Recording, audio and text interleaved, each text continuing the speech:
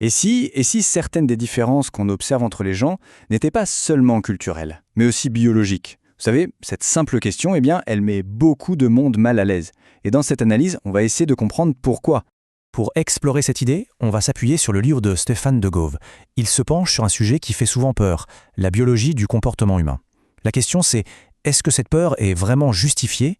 C'est ce qu'on va voir ensemble. Pour vraiment saisir l'origine de cette peur, rien de tel qu'une petite expérience de pensée. Ça va nous mener directement au cœur du problème. Alors voilà, imaginez qu'une nouvelle étude scientifique sorte et suggère qu'en moyenne, il existe des différences cognitives entre les hommes et les femmes. L'étude va plus loin. Elle prétend que ces différences ne viennent pas uniquement de la socialisation, mais qu'elles auraient des racines dans notre histoire évolutive. Quelle est la première réaction? Souvent, c'est un sentiment de peur.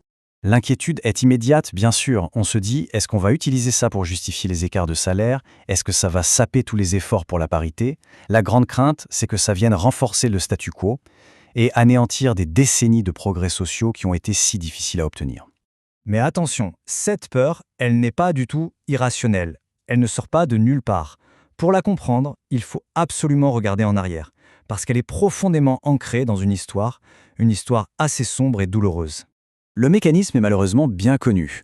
On prend une différence naturelle, on affirme qu'elle est gravée dans le marbre, immuable, et on s'en sert pour justifier tout un système de discrimination. C'est un argument qui a été utilisé pendant des siècles. Quand on regarde cette chronologie, le schéma qui apparaît est clair et terrifiant. Ça commence dès l'Antiquité, avec Aristote qui parle de l'infériorité naturelle des femmes. Ça continue avec la pseudo-science du 19e siècle qui mesurait les crânes. Et puis, il y a eu le spencerisme qui a complètement détourné l'idée de survie du plus apte pour justifier les pires inégalités sociales. Tout ça, ça a ouvert la porte à l'eugénisme au début du XXe siècle, ce mouvement qui voulait améliorer l'espèce humaine et qui a conduit à des stérilisations forcées avant d'atteindre son paroxysme avec l'Allemagne nazie. On le voit bien, la biologie a été instrumentalisée maintes et maintes fois à des fins politiques. Le point vraiment crucial, donc, c'est que cette méfiance envers la biologie du comportement, ce n'est pas juste une opinion en l'air, non, c'est une réaction tout à fait légitime, qui est fondée sur une très très longue histoire de préjudices bien réels. La lutte contre ces abus a été et reste essentielle. Mais, et si la principale stratégie de défense qu'on a utilisée jusqu'ici reposait en fait sur une base un peu fragile? C'est tout le problème de l'identité, et ça pourrait bien être le maillon faible de notre argumentation. La stratégie a souvent été la même. Pour se battre pour l'égalité, il fallait affirmer qu'on était tous biologiquement identiques. Que ce soit en disant « le cerveau des hommes et des femmes, c'est le même » ou « la race n'est qu'une construction sociale », l'objectif était d'effacer les différences biologiques. L'idée, c'était que c'était le seul moyen de garantir un traitement égal pour tous. Et c'est là que se trouve le cœur du problème. Ce schéma l'illustre très bien. La discrimination, ça repose toujours sur deux piliers. D'un côté, une affirmation factuelle, les humains sont différents, et de l'autre, une affirmation morale, il est donc juste de les traiter différemment. Le truc, c'est que la science, elle, ne peut s'occuper que de la première affirmation. La deuxième, le jugement moral, ça ne relève pas de son domaine. Et ça, c'est un pari extrêmement risqué. Pourquoi ? Parce que si tout notre argumentaire pour l'égalité repose sur l'absence de différence, il devient incroyablement fragile. Il suffit d'une seule découverte scientifique pour que tout s'effondre. Le généticien Anthony Edwards a parfaitement résumé ce risque. Lier nos valeurs morales à des faits scientifiques, c'est les rendre vulnérables à la prochaine découverte. C'est dangereux. Et il n'est pas le seul à le penser, loin de là. Depuis des décennies, des grands penseurs comme le biologiste Ernst Mayr nous avertissent que cette approche, c'est un peu comme construire les fondations de l'égalité sur du sable mouvant. Bon alors, si baser l'égalité sur une prétendue identité biologique est une impasse, comment on fait pour avancer? Eh bien la solution, c'est peut-être de s'attaquer directement aux mythes qui sont à l'origine de cette peur. Le premier mythe, et c'est sans doute le plus tenace, c'est cette idée que si quelque chose est biologique, alors c'est forcément immuable, gravé dans la pierre.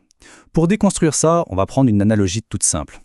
Prenez le bronzage. C'est à la fois environnemental, il faut du soleil, biologique, il faut des gènes qui produisent de la mélanine, et même culturel. Selon les sociétés, c'est plus ou moins valorisé. Les causes ne s'excluent pas les unes les autres, elles interagissent. Autrement dit, et c'est ça le point crucial, un problème qui a une composante génétique peut tout à fait avoir une solution environnementale. Nos gènes ne sont pas notre destin. L'environnement dans lequel on vit est absolument déterminant dans leur expression. Le deuxième mythe est tout aussi répandu, c'est cette croyance que si quelque chose est naturel, alors ça doit être bon, juste ou en tout cas souhaitable. On appelle ça l'appel à la nature et c'est une erreur de logique. Pour éviter de tomber dans ce piège, il faut être précis. En science, quand on dit qu'un trait est naturel, ça veut simplement dire que certains gènes augmentent la probabilité qu'il apparaisse.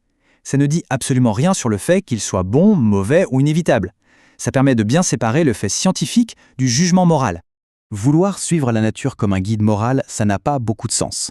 Après tout, des comportements comme le meurtre ou l'infanticide sont très courants dans le règne animal, mais ça ne nous viendrait pas à l'idée de dire que c'est bien.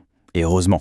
Alors, une fois qu'on a mis de côté ces deux mythes, que biologique veut dire immuable et que naturel veut dire bon, on peut enfin construire notre défense du progrès social sur une base beaucoup plus solide. Une base qui ne craint pas la science. C'est le philosophe John Rawls qui a sans doute le mieux résumé cette nouvelle voie. La nature nous distribue des cartes, c'est un fait. Mais ce qui est juste ou injuste, c'est la manière dont nos institutions, notre société, décident de jouer avec ces cartes-là. Et cette perspective, elle change tout. La diversité génétique n'est plus vue comme une menace pour l'égalité. Au contraire, comme le disait le biologiste Theodosius Dobzhansky, c'est la ressource la plus précieuse de l'humanité. En fin de compte, séparer les faits scientifiques de nos valeurs morales, ça n'affaiblit pas du tout la lutte pour le progrès. Au contraire, ça la rend plus forte, plus résiliente, et ça nous oblige à être parfaitement clairs sur les valeurs qu'on défend vraiment.